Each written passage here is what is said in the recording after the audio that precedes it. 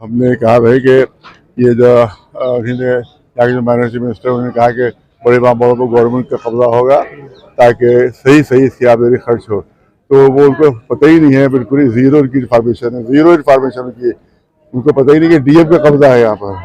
और अगर बेमानी हो रही तो डीएम बेमानी कर रहा है।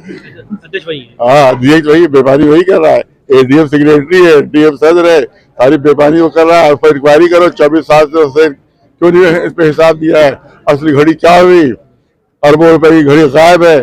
इसके अलावा जो संदल के वो लिखा था लाली टंडन साहब ने अपनी किताब में लिखा है 200 संदल के दौर थे, करोड़ों रुपए की कीमत मतलब गायब।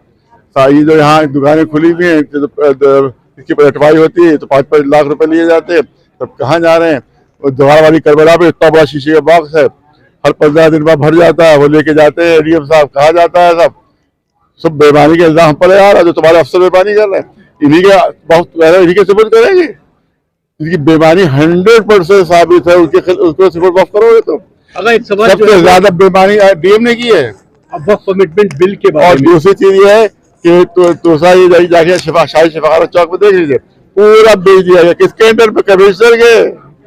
पूरा शाही शफाखाना बेच डाला गया, 1 इंच उसमें जमीन बाकी नहीं है, सब बेच डाला गया है, दुकानें खोल दी।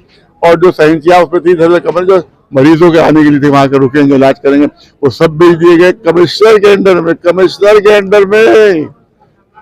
और वहां जहां पर हकीम बैठते थे वही जाते थे, वहां कुत्ते लौट रहे, सारे पैसे खा गए, करोड़ करोड़ कमिश्नर के अंडर में। जांच कमेटी बनाई जाए इसको लेकर, आपका मानना है जांच कमेटी क्या, इनके खिलाफ कार्रवाई हो सीबीआई के जरिए से। सीबीआई में खैर हुकूमत की पिट्ठू होती है, लेकिन एक रिटायर्ड जज के जरिए से करिए, हाईकोर्ट के रिटायर्ड जज के जरिए से, सीबीआई नहीं, वो पिट्ठू है।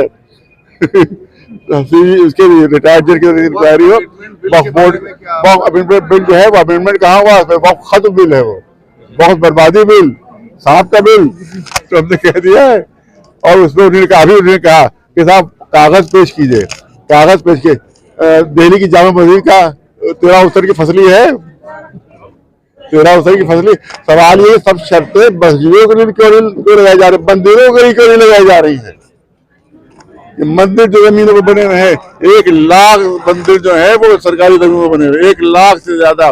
जाओ देख लो, अभी कोतवाली जाकर देख लो, बना कि नहीं बना। कोई ऐसी पुलिस चौकी नहीं है जहां मंदिर न बना हो सरकारी जमीन पर। तुम मस्जिदों के दुश्मन हो खाली, सारी इलेक्शन जीतने के लिए मुसलमानों को तबाह करो। यहाँ की पॉलिसी इसराइल में बनती है, पॉलिसी इसराइल बनाता है, अमल ये करते हैं। पूरी पॉलिसी यहाँ की इसराइल बनती है, जो मुसलमानों को दुश्मन है। वहाँ पॉलिसी बनती है मुसलमानों को तबाह कर रही, अमल उसको ये करते हैं। इनकी अपनी कोई पॉलिसी नहीं, वहाँ बनती है पॉलिसी। तो यही पॉलिसी जितनी भी है सब ये इसराइल की बनाई पॉलिसी। अगर ये बिल पास हो जाता है तो क्या आप रिव्यू करेंगे? देखिए, बिल पास सिर्फ दो की गद्दारी से बिल पास हो सकता है, नीतीश साहब और नायडू साहब। ये अगर गद्दारी करेंगे, इनकी प्लानिंग ये है कि अपने एमपीज को गायब कर देंगे उस दिन। वो बीमार हो गए, किसी को दस्त आने लगेगा, किसी को बुखार हो जाएगा, किसी को कुछ हो जाएगा, और उसका बिल पास हो जाएगा। हम क्या करें, हमारे एमपी नहीं आए, हम मजबूर। ये धांधली इनकी है, ये धांधली चलने न दी जाए वहां के मुसलमान। लिहाजा हर तरफ प्रोटेस्ट हो, पीसफुल प्रोटेस्ट हर तरफ हो, पर सबसे ज्यादा बिहार और तेलंगाना में प्रोटेस्ट मुसलमानों को करना चाहिए। वहाँ के जो लीडर है उनसे हमारी गुजारिश है, अरशद मदनी साहब से, बहुत बड़े लीडर, इसी तरह से मुस्लिम पसरा बोर्ड है उससे, ओवैसी साहब जो है वो वहाँ के तेलंगाना के बहुत बड़े लीडर हैं, वहाँ मुसलमानों को यहाँ है, बहुत इतने बड़े बड़े मुजाहरे करें, लाखों लाख। क्योंकि इसने कहा भी यहाँ के प्राइम मिनिस्टर ने कि सब वही जो बेमानियाँ कर रहे हैं वो मुखालिफ हैं, वरना आवाम खुश है इससे। तो हमको अवामी मुजाहरे करना होंगे ताकि उनकी झूठ बोल रहे हैं खुले। और कहा कि साहब 5-5 लाख में खबरें बेची जा रही हैं, इसने कहा भी, अल्पसंख्यक मिनिस्टर ने कहा 5-5 लाख। मैं कह रहा हूँ कि सबूत दो, प्रूफ करो। अगर प्रूफ नहीं करते तो तुम इस्तीफा खुद दो या योगी जी को हटाए, क्योंकि योगी जी के नाम पर ऐसे झूठे मक्कार लोग दाव हैं, तो झूठ बोल रहे, झूठे इल्जाम लगा रहे हैं कि 5 लाख। एक भी साबित कर दो, हम तुम्हारे बिल के साथ हो जाएंगे। ये यूपी में 1952 की 1359 फसली पे जो है माना जा रहा है, जबकि 1977 से लेकर 88 तक सर्वे गवर्नमेंट ने खुद कराया था। तो उसमें जो प्रॉपर्टी निकल के आई थी उसको ना मान के 1952 की फसली पे मान रहे हैं, इस पर आप क्या कहना है? इसका मतलब यह है कि इनके खुद अपने जो गवर्नमेंट अफसरान उन पर कोई भरोसा नहीं है, उन पर भरोसा नहीं है। तुम जब उन पर भरोसा नहीं कर रहा तो डीएम पे सपोर्ट कैसे कर रहा था बाबा, जब तुमको खुद भरोसा नहीं उनके ऊपर। यह डीएम ने सर्वे करवाया था। सर्वे डीएम ने करवाया था। तो जब डीएम का सर्वे गलत है, उसने बेईमानी की है, तो अब सारे वक्त उनके सपोर्ट कर रहे हो, ऐसे बेईमान के सपोर्ट कर रहे हो, इनको तुम खुद बेईमान कह रहे हो। और यहाँ इंक्वायरी करो, अरबों रुपए की बेईमानी साबित होगी, वो हुसैनाबाद के वक्त अरबों रुपए की बेईमानी साबित होगी यहाँ पर। उसी डीएम को तुम सब सपोर्ट कर रहे हो, उसी कमिश्नर को सपोर्ट कर रहे हो कि जिसने पूरा बेड डाला, पूरा शिफाखाना बेड डाला। यहाँ टूरियागंज के जो अस्पताल है, बचपन में मुझे याद है, वहाँ बादशाह की तस्वीर लगी होती थी, बादशाह की तस्वीर, शाही शिफाखाना वो भी था, शाही अस्पताल था, सब हटा के वहाँ पर सब कब्जा करके सब वहाँ बेईमानियां हो रही।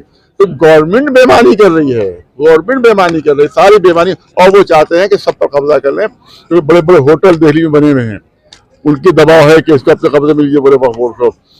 अब अंबानी का घर बना हुआ है वक्त की जमीन पर।